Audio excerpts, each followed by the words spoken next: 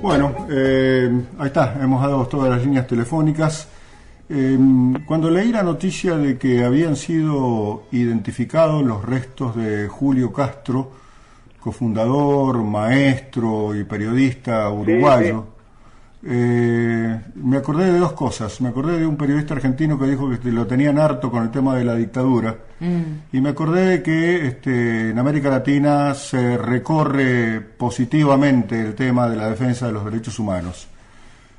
Por el vínculo cariñoso y de admiración que tenemos con Eduardo Galeano, se me ocurrió pedirle a él una reflexión y bueno, lo recibimos telefónicamente, Miriam Arancibia y yo. Eduardo, un gran abrazo desde Mendoza. Hola. ¿Cómo le va? Qué alegría escucharlos. La alegría es mutua, seguramente. Yo no creo que, y esto forma parte de una falencia de la red de los buenos, yo no sé si en la Argentina se conoce lo suficiente la figura y la trayectoria de Julio Castro. Por eso la verdad es que no lo sé. Él era un hombre de bajo perfil, que no tenía el menor interés en que su figura, su nombre apareciera en ninguna parte. Siempre trabajó en silencio y eso lo convirtió en un ser extraordinario, porque era muy sabio y en lugar de exhibir su sabiduría, la escondía para no ofender a los demás. Como aquel jugador, el primer goleador que tuvo el fútbol uruguayo, se llamaba Piendiven en el año 1905, que no festejaba los goles para no ofender al adversario. Bueno, así era Julio, con toda la sabiduría que contenía. De acuerdo a lo que estamos leyendo, había otro destacado periodista que se llama Carlos Quijano, que decía que era el que más visibilidad tenía. Bueno, él era el director de Marcha y Julio el subdirector. La verdad es que trabajaron juntos siempre, desde que Marcha fue fundada por los dos, y tenían una relación entrañable entre ellos. Y bueno, yo entré muy jovencito a trabajar ahí con ellos, tendría yo 17 años, una cosa así, ni me acuerdo ya. Y supe admirarlos y quererlos a los dos, porque eran muy diferentes entre ellos, pero hacían una pareja imbatible. Una dupla, como se dice. Una dupla imbatible. Julio Castro fue finalmente cofundador del Frente Amplio, decime si me equivoco. Sí, es verdad. Pero venía con militancia política anterior, ¿no es cierto? Siempre independiente. Siempre independiente. Él justamente fue uno de los fundadores del Frente Amplio en nombre de un sector independiente, no ligado a ningún partido, pero sí frente amplista. Y lo mismo Quijano. Eso explica que durante casi 40 años Marchas haya sido la mejor publicación latinoamericana. Seguramente, claro. Sin ninguna duda, su independencia. Si no hubiera sido independiente, hubiera sido un periódico más entre los muchos que resultaron al final mediocrizados por el deber de obediencia. Sí, por ser orgánicos. El deber de obediencia, claro, sí. Claro. Y recordemos que Marcha fue cerrado en 1974 por la dictadura. Por la dictadura. Claro, los metió presos a todos. Yo estaba en Buenos Aires, me había salvado por un pelito de los que no tengo. Eduardo, ¿qué significa? A ver, cuando yo decidí pedirte estas reflexiones tuyas, no había tenido todavía o no se había producido las declaraciones del comandante del ejército, Aguerre, el general Aguerre. Sí. Yo no sé si tiene relación la aparición o la identificación de los restos de Julio Castro con este mea culpa o esta declaración pública. Sí, por lo menos ha sido un sacudón, ¿sabes? Porque este era el paraíso de la impunidad. Claro. Y lo de Julio conmovió a la sociedad entera. En primer lugar porque él no era un hombre de izquierda jugado para ninguno de los partidos, ni tampoco enrolado con la guerrilla Tupamara, ni con nada de eso. Él era un maestro rural de perfil muy bajo, que fue honrado por las Naciones Unidas con muchas misiones de educación diferentes países de América Latina, que era también su tierra. Él era un hombre brotado de la tierra, un chullo silvestre. ¡Ay, qué bonito! Y fue también recibido con el mismo amor que aquí en otros países latinoamericanos, donde dejó su huella, siempre despacito. Él era lento, como buen hombre de campo. Fíjate que él fue maestro rural, la profesión de él era esa, maestro rural, y periodista por añadidura. Entonces los cuentos, nosotros en aquel tiempo, yo era un niño casi, pero fíjate al lado de estos dos gigantes, de Julio Castro y don Carlos Quijano, que lo llamaban don Quijano de la Marcha, un hidalgo caballero. Y ahí me formé mucho en la vida y en el periodismo al lado de ellos. Y los jueves, en aquel tiempo se hacía todo en tipografía de metal, sobre mesas de metal, tipos móviles. Era la época de las linotipos, ¿no? De las computadoras, así que imagínate. Artesanía total. Entrábamos a trabajar con Julio los dos como a las 8 de la mañana, una cosa así. Al mediodía aparecía Quijano, gruñón, a rezongarnos, y nosotros calladitos la boca nos hacíamos guiñadas de que igual no le íbamos a hacer caso. Y nos quedábamos hasta la 1, 2 de la mañana, hasta que Marcha salía. Marcha se hizo a pulmón, un grupo muy chiquito de gente, y la hizo posible, y fue el mejor periódico de todos, sobre todo porque los niveles de exigencia venían de don Carlos, don Carlos Quijano. Julio era siempre más permisivo, más comprensivo, pero eso a mí profesionalmente, el nivel de exigencia, esta cosa de Quijano, de que ustedes ganan menos pero tienen que ser más, tienen que ser los mejores. Y ahí con el látigo en mano. Y eso a mí me ayudó muchísimo. Claro. Yo le llevaba, antes de publicar cada cosa, él controlaba todo lo que se publicaba. Yo hacía una primera selección con Julio, ¿no? Los dos juntos. Y le llevaba también mis cosas. Y a veces Quijano las miraba, me miraba y me decía, esto es indigno de vos. Era un hidalgo caballero, porque no me digas que ese lenguaje es de ahora, ¿no?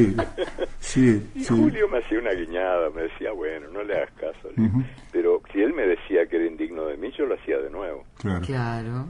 Hay los cuadernos hasta hacerlo de nuevo 2 veces, 3 veces, como ahora también hago, pero eso es la herencia que me dejó él. Es buena herencia. Me llama la atención el hecho de que se haya destacado este maestro que tenía 69 años cuando fue secuestrado, que tenía como un objetivo muy fuerte, que era la lucha contra el analfabetismo. Sí, contra el analfabetismo entendido en un sentido que va más allá de saber firmar y escribir, ¿no? En el sentido más bien de Paulo Freire, de la enseñanza para ayudar a cambiar las cosas, tener conciencia, la realidad. Y al final, bueno, le metieron un tiro en la cabeza. Primero lo secuestraron, estuvo desaparecido mucho tiempo, y al final apareció en un cementerio clandestino, en un cuartel, con un tiro en el cráneo, sobre todo por su delito de solidaridad, porque era un hombre muy solidario y muy generoso, y estaba, cuando los militares lo atraparon, estaba muy ocupado salvando gente, o sea, arreglando con la Embajada de México, de otras embajadas, como salvar a gente que estaba condenada, siempre pensando en los demás, siempre abierto a los otros, y sin haber perdido nunca el sentido del humor, que era lo que hacía que aquellos jueves en Marcha, cuando estábamos los dos, nos encantaba a los dos contar cuentos. Yo soy cuentacuentos, él también era. De ahí nos poníamos a contar cuentos, y venía el viejo Quijano al mediodía y nos rezongaba a los dos. Y me decía a mí, me acuerdo, no le des charla a Julio, ya sabés que él es un dejado estar. Un dejado estar.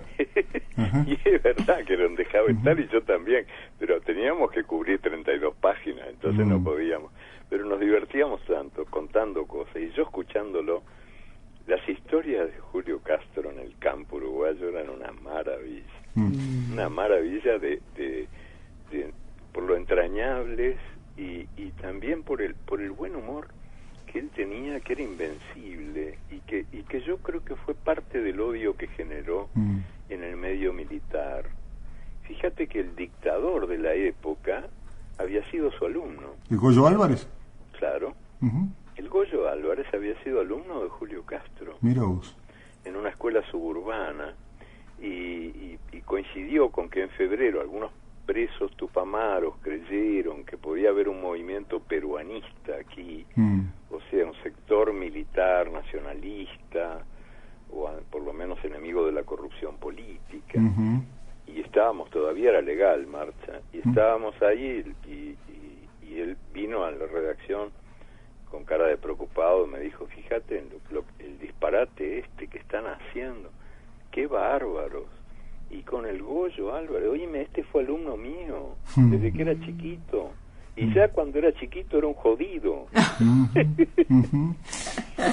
Ya era un jodido de chiquito, imagínate ahora si iban a confiar en él. Y bueno, y terminó siendo su víctima, porque en definitiva el culpable mayor era que era el que más mandaba, ¿no? La dictadura y como decís vos, ese reino de la impunidad, hasta negó o hizo correr la versión de que el cadáver o el cuerpo de Julio había sido arrojado al mar, ¿no? Sí, sí, bueno, siempre mienten, ¿no? Claro. Esta fue una de sus muchas mentiras, y bueno, después apareció por casualidad, porque en realidad esa excavación en el batallón, en el cuartel, se hizo buscando los restos de la madre de Macarena Hellman.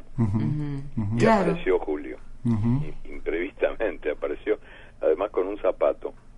Mira, casi como un chiste de buen humor, ¿no? Sí, me acordé de...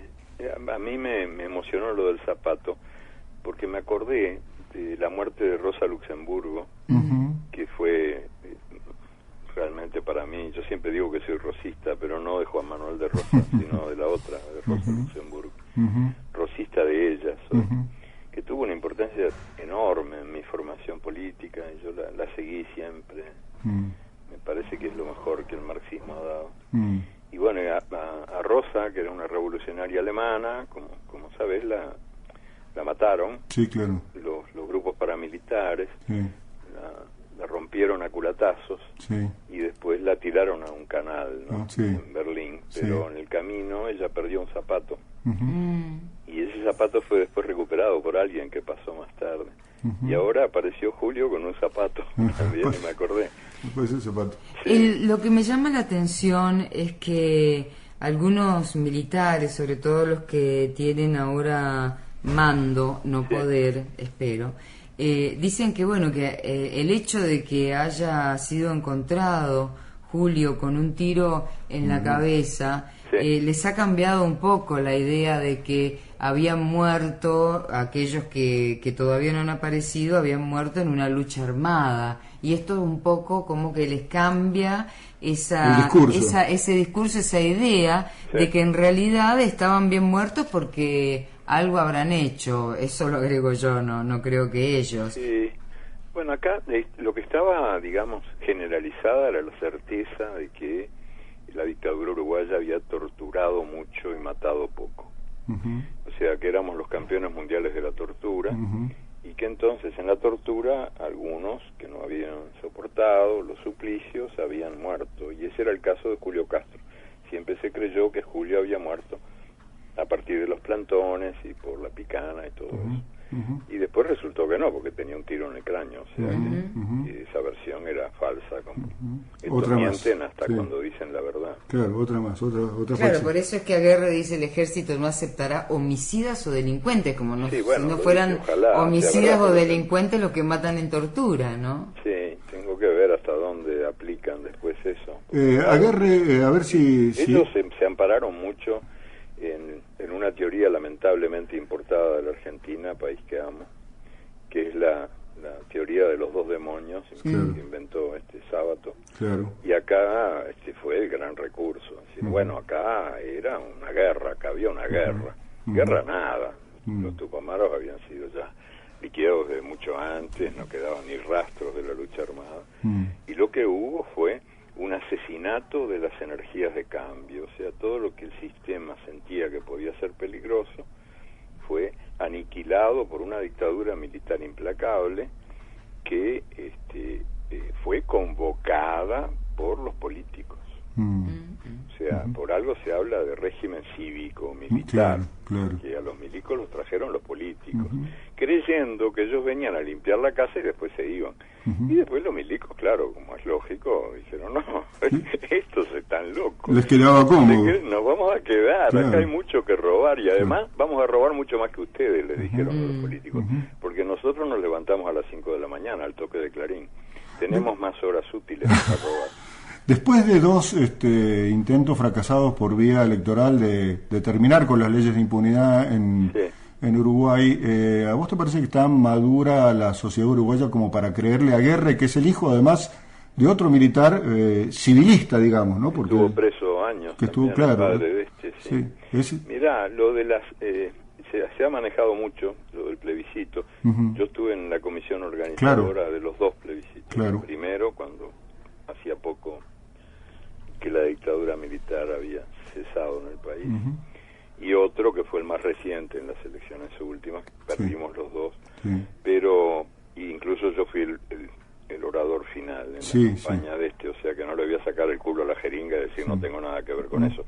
Yo sí que estuve metido a fondo, y me consta que perdimos, pero hay que tener en cuenta que la comisión, en la que yo en realidad no estaba por mis viajes continuos, pero sí acepté ser el orador y fui el que dije el discurso último, pero no estaba en el tejemaneje de cada día, y la comisión cometió el error de aceptar de la Corte Electoral un sistema de votación con una sola lista, lo cual fue una trampa, porque permitió medir como votos a favor de la ley de impunidad los votos que no estaban en contra.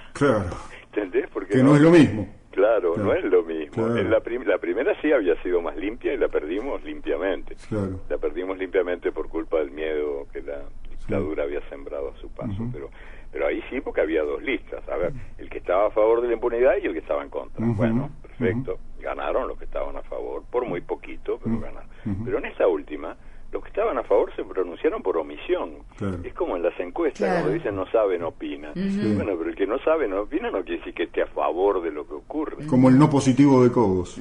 Claro, como una especie de no positivo de Cobos, Pero eso, a partir de ahí ya quedamos enterrados. Como que sí, que el pueblo uruguayo se pronunció a favor de la impunidad, no es verdad. Pero bueno, ya a esta altura estoy harto, te digo, de discutir esas cosas, porque la verdad es que no fue para nada brillante el resultado de los plebiscitos. Ese y el otro, que fue simultáneo, el de otorgar el voto, el derecho de voto a los uruguayos en el exterior, que también me pareció indignante. Casi me hago ciudadano noruego y el resultado de los dos plebiscitos, porque ¿cómo van a confundir?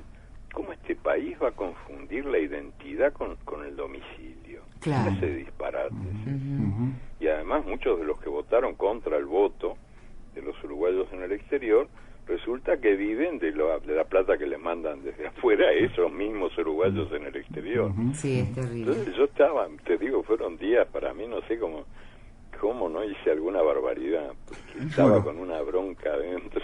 En vez de a ver a quién mato, salí a la calle a ver a quién podía. En vez de noruego, Eduardo, te podés ser perfectamente argentino. Medio pinta de nórdico ahí, digo, de repente me hago noruego. No, pero argentino o mendocino inclusive. Bueno, mendocino. Te agradezco mucho esa posibilidad. No, pero todos te queremos mucho, mejor me quedo acá. No, hace falta ahí. Otras cosas. Bueno, te agradecemos muchísimo. Para nosotros siempre es un placer escucharte, leerte y ojalá recibirte. Bueno, sí, yo siempre, ya sabes que ya volveré, que además estuve también ahí, también tratado. Qué bien que te trataron. Sí, es una maravilla. Algo habrá hecho. Algo habrá escrito. Fui realmente bendito en vino. Sí, me consta. Bendito en vino. Me consta. Y entonces en la aduana acá no me dejaban entrar, porque traía un tremendo contrabando de vino, todo adentro del cuerpo. Claro, puesto. Todo puesto. Los perros te olían y no te dejaban pasar. No, hay que pagar ahí ¿Qué impuesto si lo traigo puesto? Te mandamos un gran abrazo. Bueno, un abrazo para ustedes. Querido, y un beso especial a Elena, por favor. Bueno, chao. Chao, hasta luego. Eduardo Galeano, en el Candil.